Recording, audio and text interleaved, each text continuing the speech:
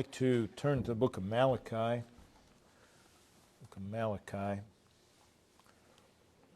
By way of background to the book of Malachi, after 70 years of Babylonian captivity, shortly before that, the power of Babylon was broken.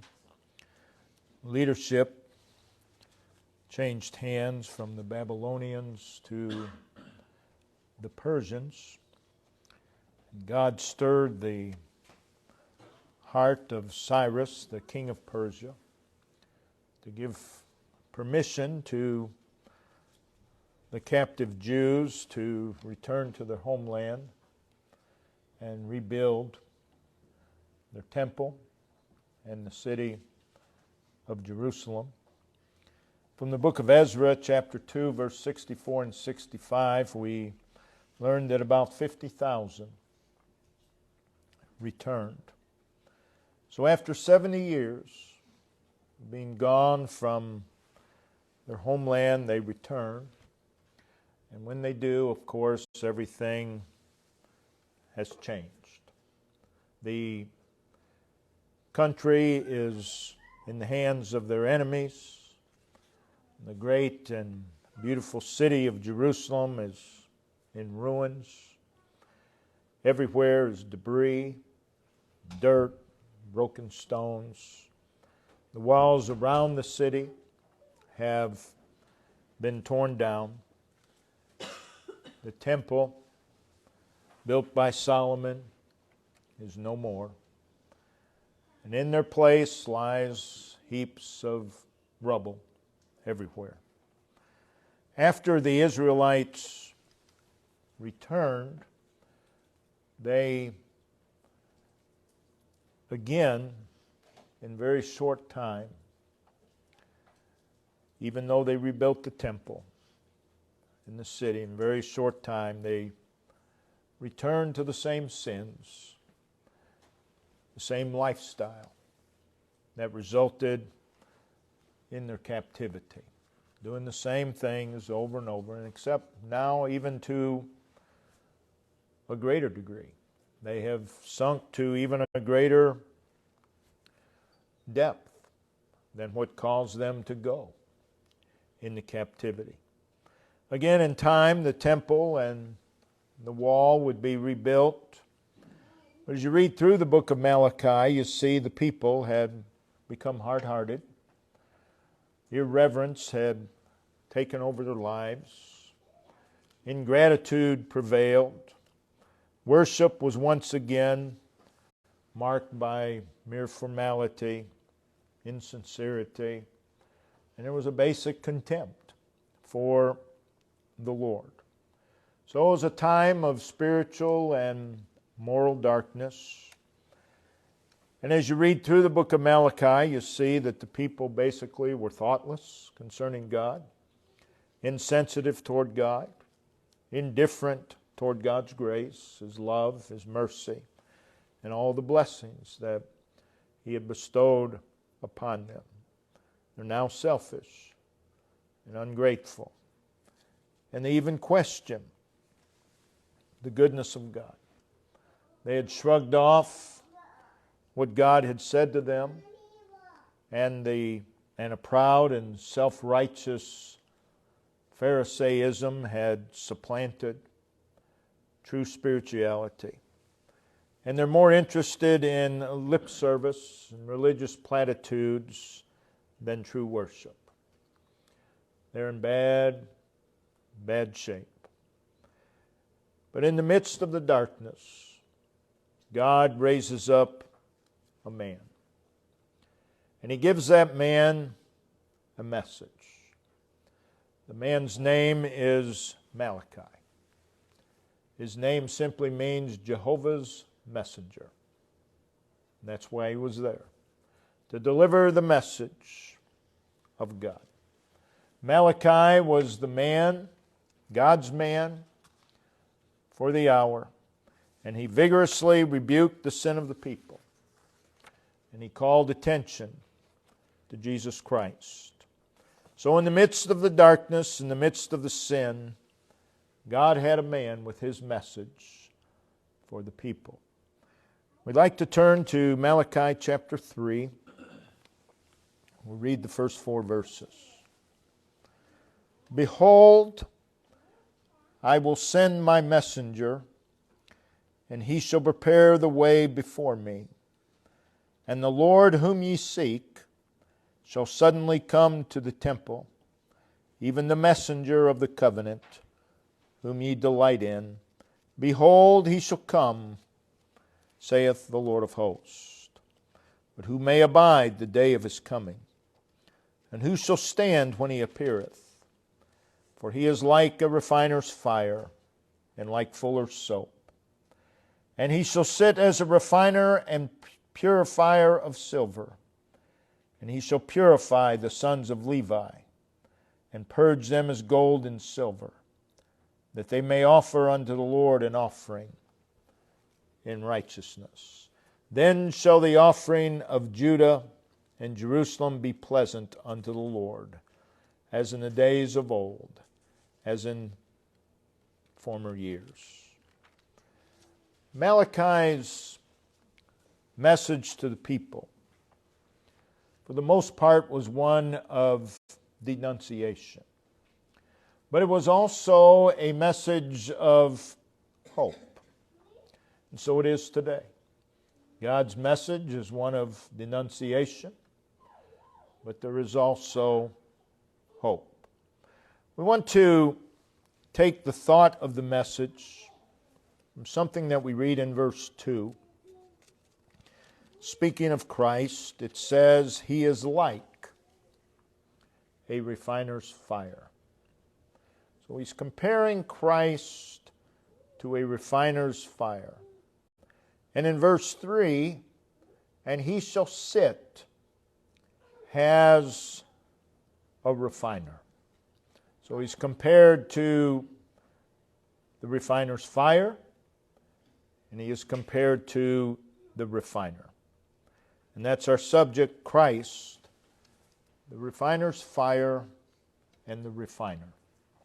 So let's look at the text. It opens with the word behold, a call and a command to do something. Behold. A call and a command for the people to ponder and to observe and to meditate and give serious thought and careful consideration to what follows. It is a call and a command to see, behold. It is a call and command to know something. Following the word behold, there are 3 individuals mentioned. In verse 1, there is God the Father. He says, I will send. I is God the Father. He also is identified as the Lord of hosts. So I, the Lord of hosts, will send. The second individual is John the Baptist. He is referred to as my messenger. And he shall prepare the way. The third individual mentioned in the text is the central figure, and that is Jesus Christ. And the Lord, referring to the Messiah, whom ye seek, shall suddenly come to his temple. And then he's identified even the messenger of the covenant. This is followed by another, behold. And then we see, he shall come. He shall come. It is a prophecy concerning the incarnation of Jesus Christ. Here in verse 1, we are informed of the manner of his coming, his incarnation. It'll be suddenly, which means soon, but it also means unexpected. No one was expecting that night that Christ became flesh. we see a place is referred to, His temple. And that was fulfilled when Christ was presented in the temple by Mary and Joseph. We're also told something of the person of Jesus Christ. The fact that He was preceded by a messenger speaks of His greatness, speaks of His significance, speaks of His glory. He is also called the Lord, referring to the fact that He is God. This coming Messiah, whom John the Baptist would prepare the way, He is God. He is the Creator. He is the sustainer of all things. He is the Almighty. He is the immutable and immortal One, the omniscient and infinite One. And He is the messenger of the covenant, which means that He's a messenger of peace. Jesus Christ would become incarnate and He would be the messenger of peace. That speaks of grace. So He would come in grace. Now, with regard to this coming of Christ, there are two questions that are asked in verse 2. Who may abide the day of His coming? Again, referring to the incarnation. And the second question is, who shall stand when He appeareth? Those questions imply the seriousness of this coming, but it also implies the awe and the reverence in which His coming was to be viewed. It is also said of Him in verse 2, He is like a refiner's fire.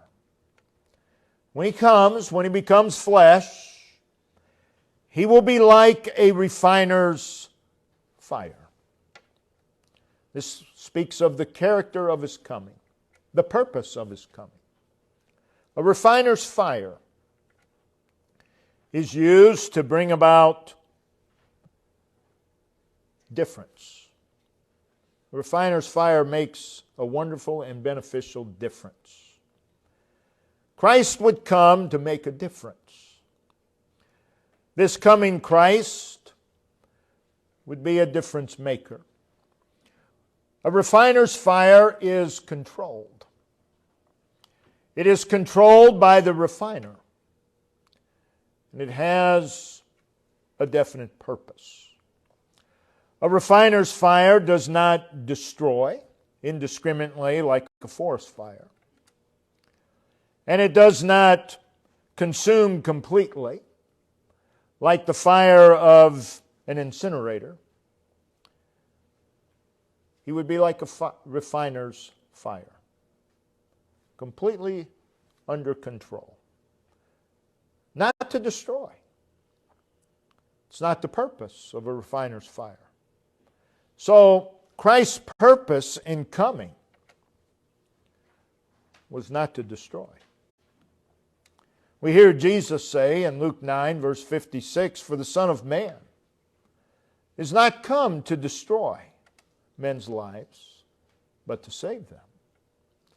So the incarnation, the purpose of that is salvation. So it is a coming of grace. It's a coming of mercy. Again, He's like a refiner's fire. Jesus Christ, God, in a body of human flesh, came as a refiner's fire, not a forest fire. That's not how He came. That wasn't His purpose. He is like a refiner's fire. What does a refiner's fire do? Well, it refines and it purifies. Jesus Christ came to refine. He came to purify a sinful people. A refiner's fire melts down and separates impurities. A refiner's fire refines and purifies, melting down the bar of silver or the bar of gold, separating the impurities that would ruin the value of that silver or gold.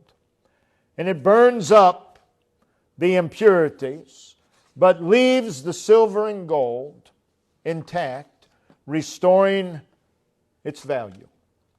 So the words, "He is like a refiner's fire," is a word of hope. It's a word of hope. And that's how he's presented all through the Old Testament. All the prophecies concerning the incarnation of Christ was hope. Hope. We're impure by nature. We're impure by practice. And he is like a refiner's fire. Now in verse 3, not only is he like a refiner's fire, but it says he shall sit as a refiner and purifier of silver. So Jesus Christ would come to improve sinful man. He would come to perfect. This is the purpose. So it's a coming of grace. It's a coming of mercy. When he comes again, after we're taken out of here, it's not a coming of grace and mercy. It's a coming of judgment. It's a coming to destroy. But the incarnation, that wasn't the purpose of the incarnation. So in our text it is said that Christ, he shall sit as a refiner and purifier of silver. So what is a refiner? Well, it was a man whose occupation, he had several responsibilities. One, he had to go out into the dungeons, into the dirt, into the pits, and dig up precious metals, such as silver and gold. But there's a problem with these precious metals. And the problem arises because they come out of the earth, which is under the curse of God. And they're always mingled with earthly matter. Earthly stuff is attached to them. Oh, how much earthly matter and earthly stuff is attached to you and I today. These precious metals, silver, gold, they're not perfect. They have flaws. They have impurities. And each of these flaws and each of these impurities devalue the metal. But the refiner,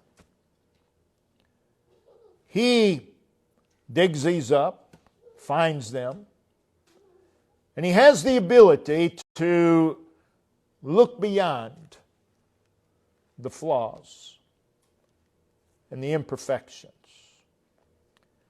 And before he ever starts digging, he has something in mind for the silver and the gold that he's going to find. So there's silver with its flaws, with its imperfections, with its impurities. But the refiner, he desires to make that silver more valuable, more useful.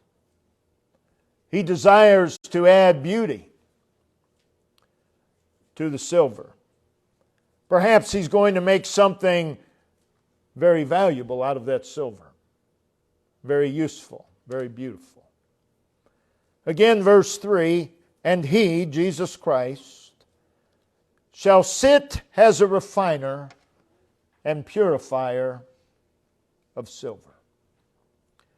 Jesus Christ came to bring value, usefulness, and beauty to the filthy sinner.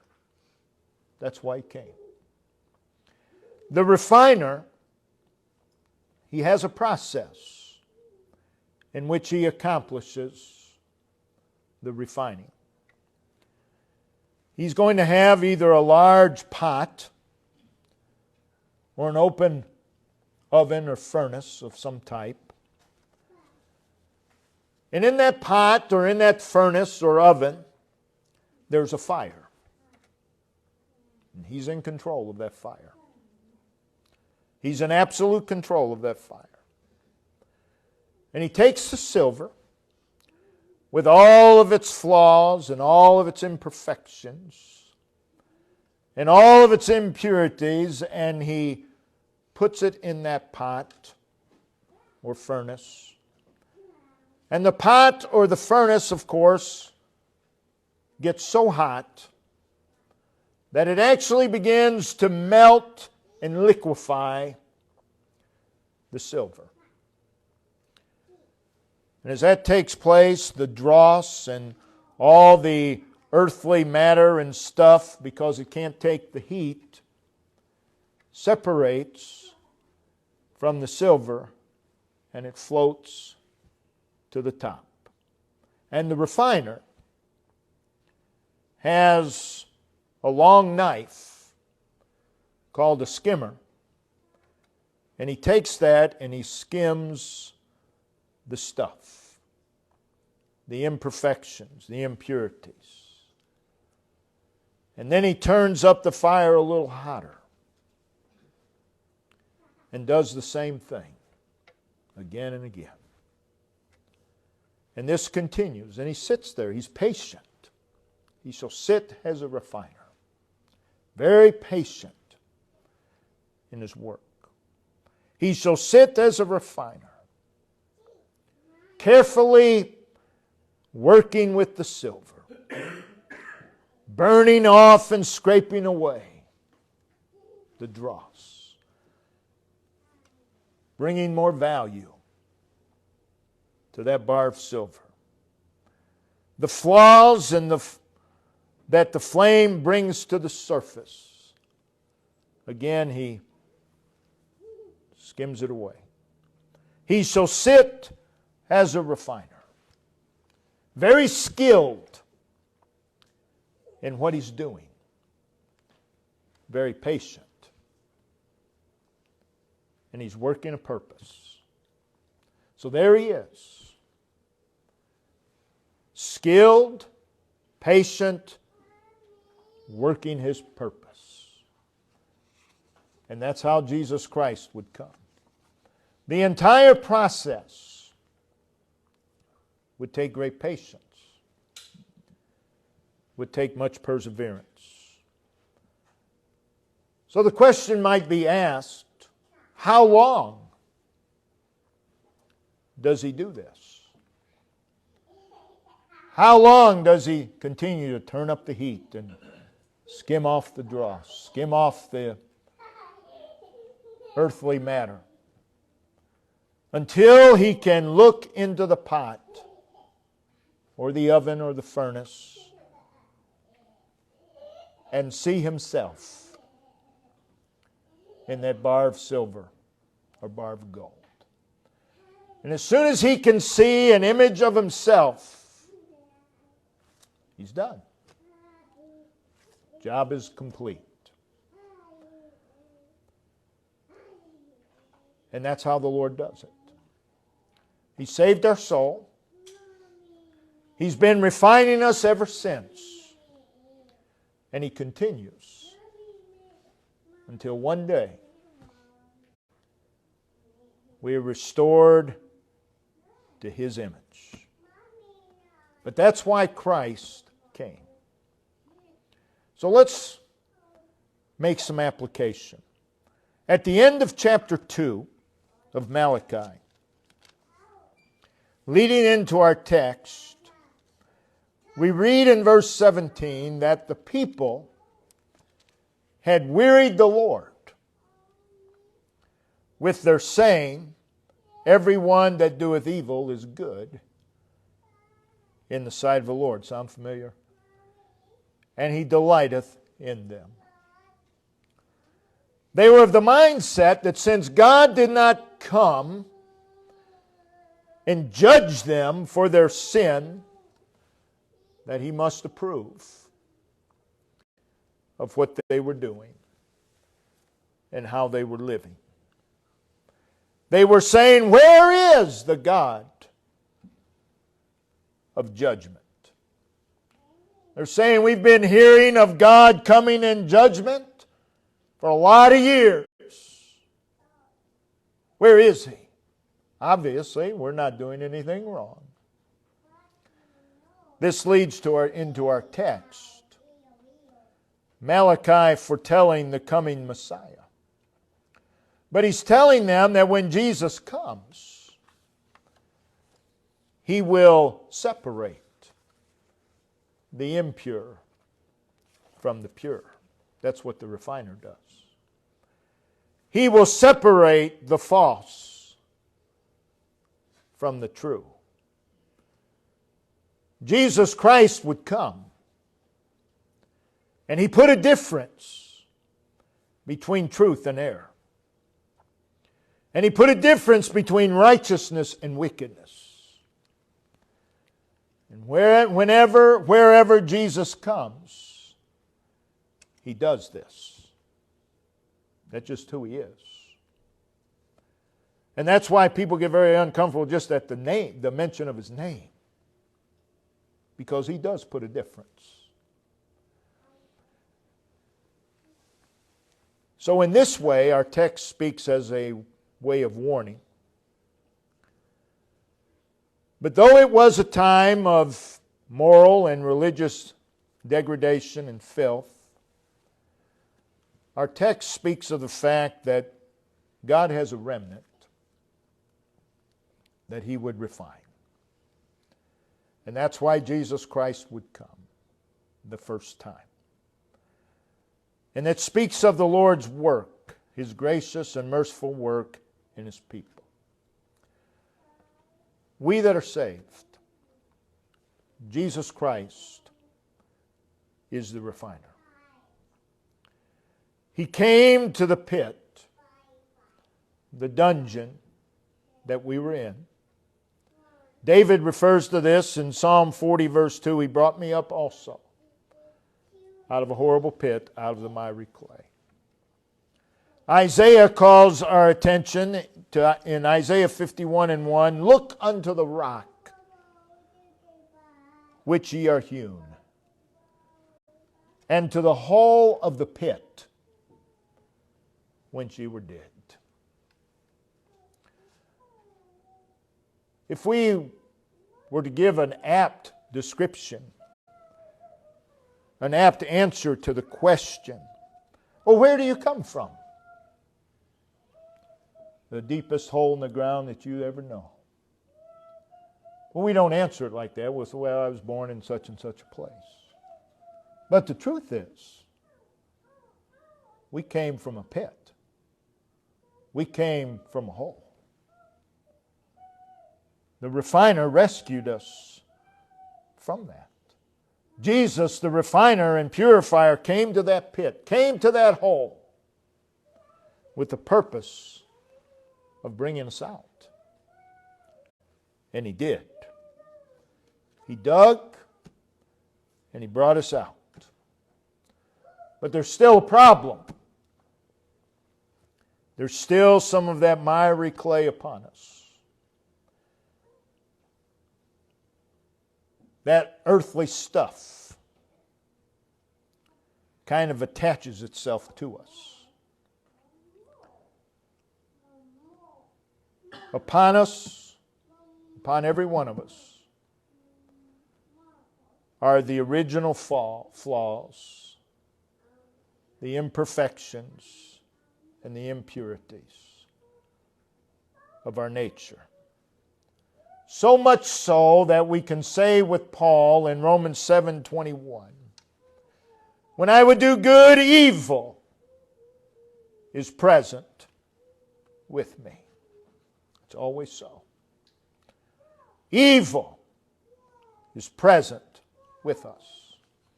The disease of sin is in us. And as we walk through this earth,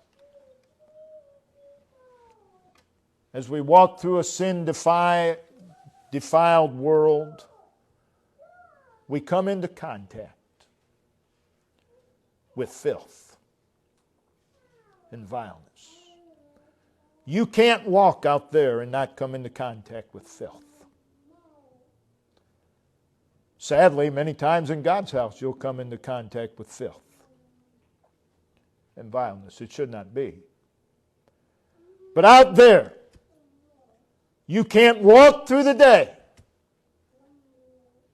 without being contaminated by the filth, by the vileness.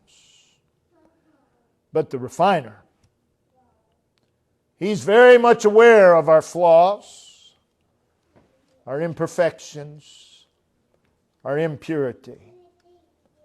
And his aim is to make us spiritually perfect. None of us are there. Not even close. Oh, some are closer than others, but no one's that close. And his aim and purpose is to bring value and usefulness and beauty into our lives. And he sits as a refiner, lovingly and continually working upon us. He's in control of the fire. He's in control of all the trials and all the afflictions. And he sits and he does his work. Again, picture that refiner. He places the silver in the pot or the furnace. And we're told in our text that he sits as the refiner. He's seated. Where's his attention? It's upon that silver. He has a watchful eye. He's watching as he works the process of refining. That's what's happening in our lives right now. We are under the presence, the attention, and the skillful work of the refiner. That work's not done yet, but he continues with much patience to do the work. Oh, how thankful we ought to be. We have many flaws. We have many imperfections. Constantly contaminated by sin. And sin brings damage. Sin lessens our value. Sin brings loss. Sin causes havoc. Sin brings misery into our lives. But Christ is the refiner. He brought us out of the pit of sin. And He looked at us in grace and mercy. And He actually sees beyond our sin. Only He can do that. He sees beyond our sin. He sees beyond our rebellion. He sees beyond our defiance and our striving and our contending against Him. He sees beyond all of our violations of His law. And He sees something worth refining. How amazing. How amazing. Oh, what love, what grace, what mercy. He brought us out of that pit. Brought us out of that hole. We didn't stop there. We still have flaws. We still have imperfections. But He very wisely and for our good puts us into circumstances. That's the fire. Whether they be difficulties or problems or sorrows or pressures or battles or obstacles or valleys or storms or depths or deserts. He puts us into those places. He's in absolute control of it all. And He lovingly and wisely turns up the heat. And in doing so, He tempers these things that we've just mentioned to our spiritual needs. He tempers the fire, paying close attention to us in the fire, that He may separate the sin that He hates from the soul that He loves. He hates the sin, but He loves that soul. And He's there, He patiently and with perseverance, He separates that which is impure from our lives. That's what He's doing right now. We have innumerable flaws, innumerable imperfections. We have more flaws than we're aware of. We have more imperfections than we are aware of. We have more impurities than we are aware of. We're only aware of a small, small amount. But praise God, even though He knows all of them, He's not done with us. He continually works in our lives. Notice verse 3. He shall purify the sons of Levi and purge them as gold and silver. Why? That they may offer unto the Lord an offering of righteousness. He shall purify the sons of Levi. The sons of Levi were the most spiritual of the people. They were the priests. And the Lord refines the most spiritual amongst us. And the most spiritual amongst us has many flaws, has many imperfections and impurities, and are in need of refining. As long as you are on this earth, you are in need of refining. And He sits patiently and does the work upon us. He is a God that refines His own. In the midst of all the covetousness and the worldliness and self-advancement, He is a God that refines His own. In a time when the masses are mired in and entangled with and imprisoned by the sinful ways and attitudes of the world, He is a God that refines His own. We are in a world that strives fervently to conform and to shape us. But He is a God that refines His own. We read in Romans 8:29, for whom He did foreknow, He also did predestinate to be conformed to the image of His Son. And that is the work of the refiner. Conform us to the image of Jesus Christ. Philippians 1:6, He which hath begun a good work in you, that's salvation, will perform it until the day of Jesus Christ. He saved our soul, but we still have flaws, imperfections, impurities. But He's the author and finisher of our faith. He's begun the work, but it's not done.